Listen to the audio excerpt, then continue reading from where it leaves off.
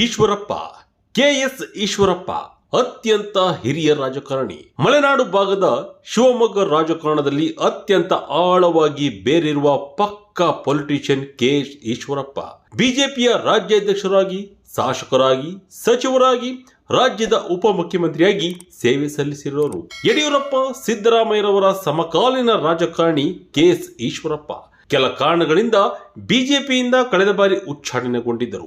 ಆದರೆ ಮತ್ತೆ ಬಿಜೆಪಿ ಕಡೆ ಬರೋ ಮನಸ್ಸು ಮಾಡಿರುವ ಕೆಎಸ್ ಈಶ್ವರಪ್ಪ 3 ಕಂಡೀಷನ್ಗೆ ಒಪ್ಪಿದ್ರೆ ಅಸ್ತು ಎನ್ನಲು ಸಿದ್ಧರಾಗಿದ್ದಾರೆ.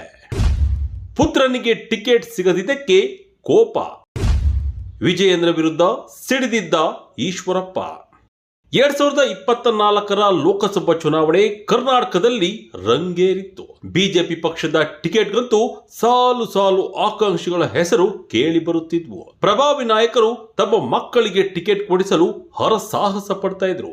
ಇದೇ ವೇಳೆ ಹಾವೇರಿ ಲೋಕಸಭಾ ಕ್ಷೇತ್ರದಲ್ಲಿ ಮಂಡಿಯೂರಿ ಕೆಲಸ ಮಾಡುತ್ತಿದ್ದ ಕೆಎಸ್ ಈಶ್ವರಪ್ಪರವರ ಪುತ್ರ ಕಾಂತೇಶ್ಗೆ ಟಿಕೆಟ್ ನನಗೇ ಸಿಗುತ್ತೆ ಅನ್ನೋ ವಿಶ್ವಾಸದಲ್ಲಿದ್ದರು. ಮಾಜಿ ಮುಖ್ಯಮಂತ್ರಿ ಬಿಎಸ್ ಯಡಿಯೂರಪ್ಪ ಕೂಡ ಭರವಸೆಯನ್ನ ಕೊಟ್ಟಿದ್ದಾರೆ ಎಂದು ಈಶ್ವರಪ್ಪ ಆಗಾಗ್ಗೆ ಪುನರುಚ್ಚಾರ ಮಾಡಿದ್ದನ್ನ ನಾವೆಲ್ಲ ನೋಡಿದ್ದೇವೆ. ಆದರೆ ಕೊನೆ ಗಳಿಗೆಯಲ್ಲಿ ಮಾಜಿ ಸಿಎಂ ಬಸವರಾಜ ಬೊಮ್ಮಾಯಿಗೆ ಹಾವೇರಿ ಲೋಕಸಭಾ ಟಿಕೆಟ್ ಕೊಡಲಾಯಿತು. ಇದರಿಂದ ಸಿಡಿದೆದ್ದ ಈಶ್ವರಪ್ಪ ಪಕ್ಷದ ವಿರುದ್ಧ ಹಾಗೂ ಯಡಿಯೂರಪ್ಪ ಕುಟುಂಬವನ್ನ ದೂಷಿಸುತ್ತಾ ಸ್ವತಃ ತಾವೇ ಶಿವಮೊಗ್ಗದಿಂದ ಸ್ಪರ್ಧೆ ಮಾಡಿ ಬಿಜೆಪಿಯಿಂದ ಉಚ್ಚಾಟನೆಗೊಂಡಿದ್ದು ಈಗ ಇತಿಹಾಸ. ದೆಹಲಿಗೆ ಕರೆಸಿ ಮಾತನಾಡಿದೆ ಅವಮಾನ. ಮತ್ತಷ್ಟು ಕೆರಳಿಸಿದ್ದ ಈಶ್ವರಪ್ಪರ ಕೋಪ.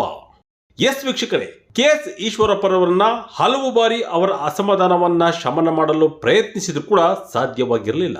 ಬಿಜೆಪಿ ಹೈಕಮಾಂಡ್ ನಾಯಕರು ದೆಹಲಿಗೆ ಬರಲು ತಿಳಿಸಿ ಭೇಟಿಯಾಗದೆ ವಾಪಸ್ ಬಂದಿದ್ದರು. ಈ ವಿಷಯ ಕೆಎಸ್ ಈಶ್ವರಪ್ಪರವರನ್ನ ಮತ್ತೆ ಕೆಣಕುವಂತೆ ಮಾಡಿತ್ತು. ಯಡಿಯೂರಪ್ಪ ಕುಟುಂಬ ಮೇಲೆ ಮತ್ತೆ ವಾಗ್ದಾಳಿ ಶುರು ಮಾಡಿದ್ದರು. ಬಹುಶಃ ಅಂದು ದೆಹಲಿಗೆ ಕರೆಸಿ ಮಾತನಾಡಿದ್ರೆ ಸಮಸ್ಯೆ ಅಂದೇ ಬಗೆಹರಿಯುತ್ತೇನೋ ಅಂತ ಅನೇಕ ಬಾರಿ ರಾಜಕೀಯ ತಜ್ಞರಿಗೂ ಅನಿಸಿದುಂಟು. ಸದ್ಯ ಇದೀಗ ಬಿಜೆಪಿಗೆ ಮತ್ತೆ ಈಶ್ವರಪ್ಪರನ್ನು ಕರೆತರುವ ಪ್ರಯತ್ನಕ್ಕೆ ವೇಗ ಹೆಚ್ಚಾಗಿದೆ. ಅದ್ಯಾಕೆ ಅನ್ನೋದನ್ನ ಮುಂದೆ ಹೇಳ್ತೀವಿ ನೋಡಿ. ಕುರುಬ ಸಮುದಾಯದ ಪ್ರಭಾವಿ ನಾಯಕ, ಸಿದ್ದರಾಮಯ್ಯಗೆ ಸೆಡ್ಡು ಹೊಡೆಯುವ ನಾಯಕ. ರಾಜ್ಯ ರಾಜಕೀಯದಲ್ಲಿ ಕುರುಬ ಸಮುದಾಯದ ಪ್ರಭಾವಿ ನಾಯಕ ಅಂದ್ರೆ ಅದು ಮುಖ್ಯಮಂತ್ರಿ ಸಿದ್ದರಾಮಯ್ಯ. ಬಹುಶಃ ಅವರಿಗೆ ಸೆಡ್ಡು ಹೊಡೆಯುವ ಪರ್ಯಾಯ ನಾಯಕ ಬಿಜೆಪಿಯಲ್ಲಿ ಸದ್ಯಕ್ಕೆ ಯಾರೂ ಇಲ್ಲ. ಆ ವಿಷಯದಲ್ಲಿ ಮುಂಚೂಣಿಗೆ ನಿಲ್ಲುವ ನಾಯಕ ಅಂದ್ರೆ ಅದು ಕೆಎಸ್ ಈಶ್ವರಪ್ಪ. ಅವರು ಕುರುಬ ಸಮುದಾಯದ ಪ್ರಭಾವಿ ನಾಯಕ ಹಾಗೂ ಪ್ರಶ್ನಾತೀತ ನಾಯಕ ಕೂಡ ಹೌದು. ಈ ಕಾರಣದಿಂದ ಪಕ್ಷದಿಂದ ಈಶ್ವರಪ್ಪರವನ್ನ ಉಚ್ಚಾಟಿಸಿದನ್ನ ಯಾರಿಗೂ ಅರಗಿಸಿಕೊಳ್ಳಲು ಸಾಧ್ಯವಾಗಿರಲಿಲ್ಲ. ಮತ್ತೆ ಯಡಿಯೂರಪ್ಪ ಕುಟುಂಬದ ಮೇಲೆ ರಾಜಕೀಯವಾಗಿ ಕೋಪ ಹೆಚ್ಚಾಗಲು ಕಾರಣವಾಯಿತು ಎನ್ನಲಾಗಿದೆ. ಯತ್ನಾಳ್ಗೆ ನೀಡಿದ ಸಮಯವನ್ನ ಈಶ್ವರಪ್ಪಗೆ ನೀಡಲಿಲ್ಲ. ಕುರುಬ ಸಮುದಾಯದವರ ಸಭೆಯಲ್ಲಿ ಆಗಿದ್ದೇನು? ವಿಜಯಪುರದ ಶಾಸಕ ಬಸನಗೌಡ ಪಾಟೀಲ್ ಯತ್ನಾಳ್ ರೀತಿಯಲ್ಲಿ ಕೆಎಸ್ ಈಶ್ವರಪ್ಪ ಎಂದಿಗೂ ಪಕ್ಷದ ವಿರುದ್ಧ ಮಾತನಾಡಿದವರಲ್ಲ. ಅಸಲಿಗೆ ಯತ್ನಾಳ್ ಅವರನ್ನ ಉಚ್ಚಾಟಿಸಲು ಬಿಜೆಪಿ ದೆಹಲಿಯ ನಾಯಕರು ಹಲವು ಬಾರಿ ಆಲೋಚನೆ ಮಾಡಿದ್ದರು. ಆದರೆ ಈಶ್ವರಪ್ಪ ವಿಚಾರದಲ್ಲಿ ವರಿಷ್ಠರು ಹೆಚ್ಚು ಸಮಯವನ್ನೇ ತೆಗೆದುಕೊಳ್ಳಲಿಲ್ಲ.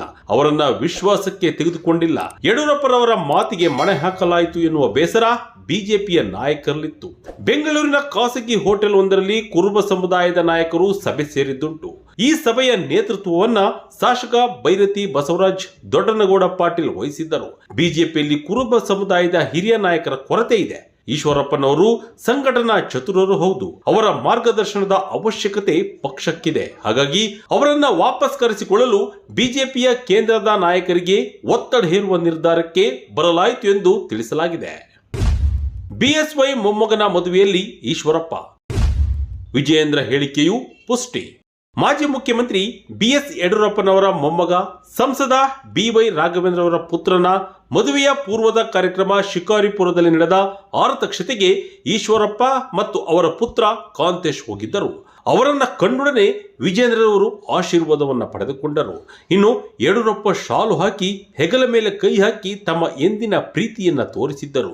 ಈಶ್ವರಪ್ಪ ಮರಳಿ ಬಿಜೆಪಿಗೆ ಬರುತ್ತಾರೆ ಎನ್ನುವುದಕ್ಕೆ ಸಾಂಕೇತಿಕ ವಿದ್ಯಮಾನ ಇದಾಗಿತ್ತು. ಇದಾದ ಬಳಿಕ ರಾಜಕೀಯ ಚರ್ಚೆಗಳು ಕೂಡ ಹೆಚ್ಚಾಗಿದ್ದವು. ಮತ್ತೆ ಈಶ್ವರಪ್ಪ ಬಿಜೆಪಿಗೆ ಬರ್ತಾರೆ ಅನ್ನೋ ಚರ್ಚೆಗಳು ಅಲ್ಲಿಂದ ಶುರುವಾದವು. ಅದರ ಮಧ್ಯೆ ಬಿಜೆಪಿಯ ರಾಜ್ಯಾಧ್ಯಕ್ಷ ವಿಜೇಂದ್ರ ಮಾತನಾಡಿ, ಪಕ್ಷಕ್ಕೆ ಬಂದರೆ ಒಳ್ಳೆಯದೇ, ಅವರು ಹಿರಿಯರು, ಅವರ ಮಾರ್ಗದರ್ಶನ ನಮಗೆ ಬೇಕು ಎಂದಿದ್ದರು. ಈ ಎಲ್ಲಾ ಬೆಳವಣಿಗೆಗೆ ಇವರ ಹೇಳಿಕೆ ಮತ್ತಷ್ಟು ಪುಷ್ಟಿ ಕೊಟ್ಟಿತ್ತು.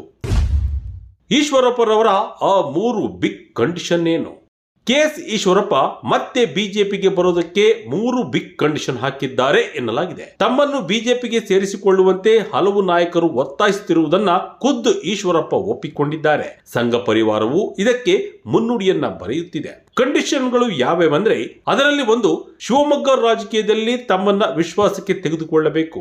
ಎರಡನೆಯದ್ದು, ಬರೀ ಅಪ್ಪ ಮಕ್ಕಳ ಮಾತೆ ಅಂತಿಮವಾಗಬಾರದು. ಮೂರನೆಯದ್ದು, ಮುಂಬರುವ ಚುನಾವಣೆಯಲ್ಲಿ ತಮ್ಮ ಕುಟುಂಬಕ್ಕೆ ಪ್ರಾತಿನಿಧ್ಯ ಸಿಗಬೇಕು ಎನ್ನುವ ಕಂಡೀಷನ್ ಹಾಕಿದ್ದಾರೆ ಎಂದು ಹೇಳಲಾಗ್ತಿದೆ. ಸದ್ಯದ ಮಾಹಿತಿಯ ಪ್ರಕಾರ ಈಶ್ವರಪ್ಪ ಗರ್ ವಾಪಸಿಗೆ ವೇದಿಕೆ ಸಿದ್ಧವಾಗುತ್ತಿದೆ ಎಂದು ಹೇಳಲಾಗುತ್ತಿದೆ. ವಿಜೇಂದ್ರ ಅವರ ಹೇಳಿಕೆಯನ್ನು ಗಮನಿಸಿದರೆ ಈಶ್ವರಪ್ಪ ಬಿಜೆಪಿ ಸೇರ್ಪಡೆ ಬಗ್ಗೆ ಯಾವುದೇ ಆಕ್ಷೇಪಣೆ ಇದ್ದಂತೆ ಕಾಣಿಸುತ್ತಿಲ್ಲ. ಒಟ್ಟಿನಲ್ಲಿ ಬಿಜೆಪಿಗೆ ಮತ್ತೆ ಈಶ್ವರಪ್ಪ ಬರೋದು ಬಹುತೇಕ ಖಚಿತ ಆಗಿದ್ರೂ ಡೇಟ್ ಮಾತ್ರ ಫಿಕ್ಸ್ ಆಗಬೇಕಾಗಿದೆ.